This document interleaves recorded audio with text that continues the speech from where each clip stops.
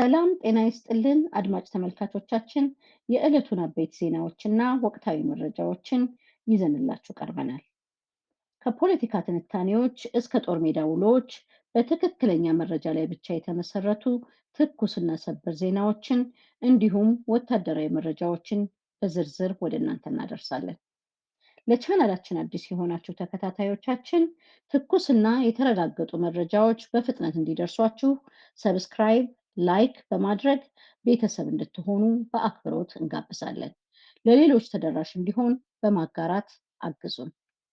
ቀጥታ ወደ ዝርዝር ዜናዎቹ አልፋለሁ። አብራችሁን ቆዩ።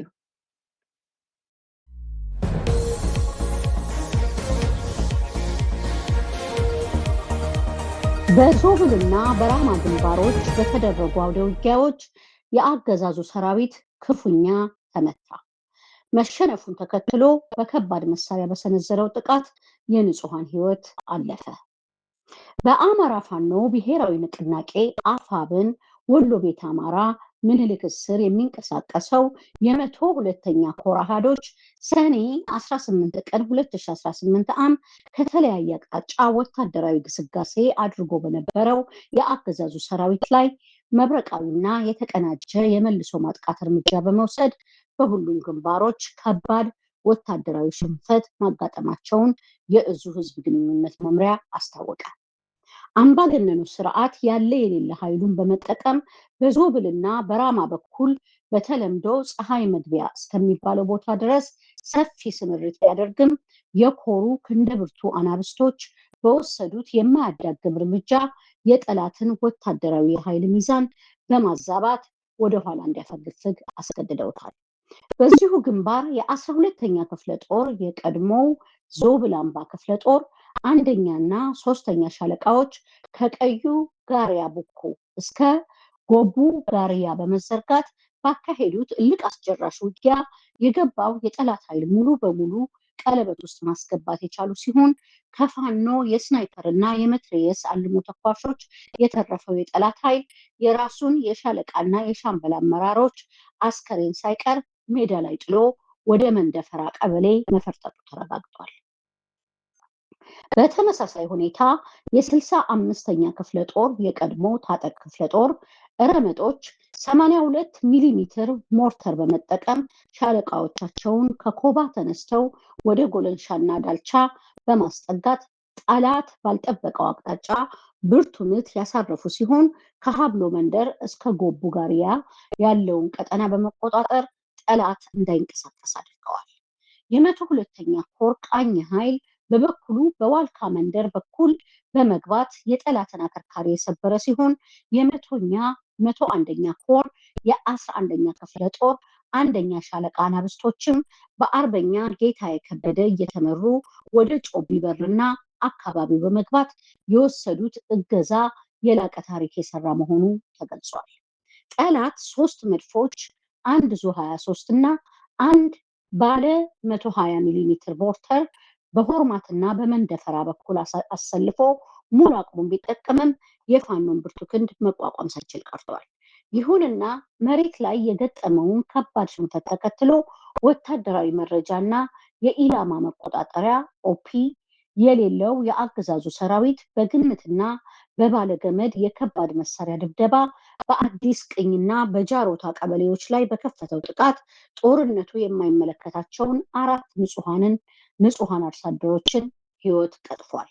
በዚህ አረመናዊ ጥቃት የህይወታቸው ያለፈው ንጹሃን የ80 ዓመቱ አዛውንት አቶ ጉብሳ ገብረ ህይወት ከ04 ጃሮታ ቀበሌ፣ የ8 ዓመቷ ህፃን ዛሃራ ኡመር ከ04 ጃሮታ ቀበሌ፣ አቶ መሐመድ ኩቢ የ50 ዓመት በ05 አዲስ ቅኝ ቀበሌ እና ወይዘሮ አለምነሽ እያሴ የ43 ዓመት ከ05 አዲስ ቀኝ ቀበሌ መሆናቸው ታውቋል።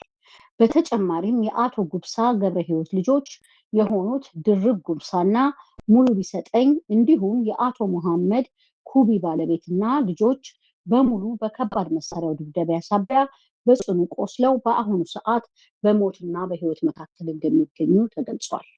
በዚህ ታሪካዊና መጠነ ሰፊ አውደ ውጊያ በ12ኛ ክፍለ ጦር የተመዘገበው የጠላት ሰብአዊ ኪሳራና የተማረኩ የጦር ንብረቶች ዝርዝር እንደሚከተለው ቀርቧል። የጠላት ሰብአዊ ኪሳራ 89፣ የጠላት ሰራዊት አባላት ሙሉ በሙሉ የተደመሰሱ ሲሆን 60 የሚሆኑ ደግሞ በቁስለኝነት ላይ እያሉ በፋኖ ቁጥጥር ስር ውለዋል። የተማረኩ የጦር መሳሪያዎችና ተተኳሾች 28 የኤኬ ክላሽንኮቭ የጦር መሳሪያዎች፣ 670 የክላሽ ጥይቶች፣ 1834 የመትረየስ ጥይቶች፣ 434 የዲሽቃ ጥይቶች፣ 6 የብሬን ሸንሸሎችና 18 የኤፍ1 የእጅ ቦምቦች ናቸው። የተማረኩ ወታደራዊ ቁሳቁሶች አንድ የአይኮም መገናኛ ሬዲዮ፣ 38 ወታደራዊ ሻንጣዎች፣ 42 የዝናብ ልብሶች ወይም ሬንኮት እና 32 ወታደራዊ የውሃ ኮዳዎች በጀግናው የፋኖ ሰራዊት እጅ ውስጥ ገብተዋል። የእዙ ህዝብ ግንኙነት መምሪያ በማጠቃለያው መዳረሻውን ድልና ነፃነት የሆነው የአማራ ህዝብ የህልውና ተጋድሎ ተጠናክሮ ይቀጥላል በማለት ህልውናችን በተባበረ ክንዳችን በሚለው ጽኑ መርህ መሰረት የህዝቡን ደህንነት የማስከበርና የአገዛዙን መዋቅር የመደምሰስ ተግባር ተጠናክሮ እንደሚቀጥል አረጋግጧል። በቋሪትና ሐሙስ ገበያ ግንባሮች በደረሰባቸው ብርቱ ምት የአገዛዙ 2 ክፍለ ጦሮች መበታተናቸውና የ76ኛ ክፍለ ጦር አዛዥ ኮሎኔል አበራን ጨምሮ ከፍተኛ መኮንኖች መገደላቸው ተገለጠ። በ8ኛ ቀኑ ላይ በደረሰው እልህ አስጨራሽ አውደ ውጊያ ዛሬ ላይ በፋኖ ኃይሎች በተወሰደ መብረቃዊ የማጥቃት እርምጃ የአገዛዙ የምስራቅ እዝ ኮሮች በሆኑት የ79ኛና የ76ኛ ክፍለ ጦር ሰራዊት አባላት ከባድ ወታደራዊ ኪሳራ መድረሱና ሰራዊቱ ሙሉ በሙሉ መበታተኑ ተረጋገጠ። ከግንባር የደረሰን መረጃ እንደሚያመለክተው በሐሙስ ገበያ ግንባር ላይ በደረሰበት የማያዳግም የፋኖ ክንድ ምት የጠላት ኃይል በወታደራዊ ቋንቋ መበታተን በሚባል ደረጃ ፈጽሞ የተመሰቃቀለ ሲሆን የተረፉትም አባላቱን በነጭ ውሃና በይበርት ቀበሌ ግራና ቀኝ ባሉ ቁልቁለቶች ላይ ተንጠባጥበው እየሸሹ ባሉበት ወቅት በፋኖ ኃይሎች እየተለቀሙ ይገኛሉ። የህዝባዊ ኃይሉ የማጥቃት ስልት ፋታ የማይሰጥና እጅግ ፈጣን መነቃነቅ ያለበት በመሆኑ የአገዛዙ ጦር ሊቋቋመው ያልቻለ ሲሆን አብዛኞቹ የጠላት መስመራዊ መኮንኖች በፋኖ የዲሽቃና የኢላማ መሳሪያዎች ኢላማ ተደርገው በመመታታቸው የእዝ ሰንሰለቱ ተበጥሶ ሰራዊቱ እንዲበተን ዋነኛው ምክንያት ሆነዋል። በዚህ አውደ ውጊያ የ76ኛ ክፍለ ጦር ዋና አዛዥ የሆነው ኮሎኔል አበራ እንዲሁም የ79ኛ ክፍለ ጦር የአንድ ሬጂመንት አዛዥ የሆኑት ሌተናል ኮሎኔል በቀለ በጀግናው የፋኖ ሰራዊት የተደመሰሱ ሲሆን የ76ኛ ክፍለ ጦር የዘመቻ አዛዥም ከ2 ቀናት በፊት በጠሊም ቡጥላ ግንባር መመታቱ ይታወሳል።